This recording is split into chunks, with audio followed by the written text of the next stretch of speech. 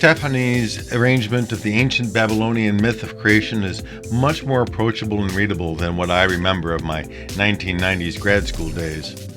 Here is the myth presented as direct translation from the tablets themselves, where we have them, without a modern retelling or desperately opaque circumscriptions. Both the creation story of the world and mankind are here, along with Atrahasis, the Babylonian flood myth. This alone makes the book a great read for those interested in a more authentic experience of this earliest of tales. That said, I found myself still wishing for something a little different. Stephany offers some introductory remarks, all welcome for a new reader, but these are quite brief, fewer than 10 pages to account for the contextual history and import of these tablets. Likewise, the endnotes are frustrating in their thinness, clarifying some terms here and there. This leaves the text to speak for itself largely, and it almost does, save for the translation itself.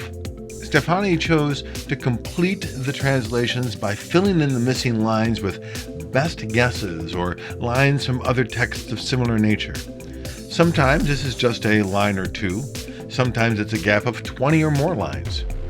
These new lines are marked clearly, true, and it's a fine editorial choice, I guess, if he also included explanations for where these lines came from, why they were selected. Further, where more than one tablet is synthesized to tell a narrative, Stephany chooses to repeat the sequence nearly word for word, sometimes across pages, which throws the tale out of chronology. Where these syntheses occurred is not marked. In fact, no marginalia are included at all. Tablet or line numbers, footnotes over endnotes, and the like. No other notes or supplemental essays. As a result, this makes for more difficult reading for the amateur, like me, who seeks explanations for what he's reading and how it fits together. We're left to our own devices to research elsewhere. And for someone more academically driven to study, the text's absence of marginalia or methodology will certainly be perplexing, perhaps rendering the translation with little merit.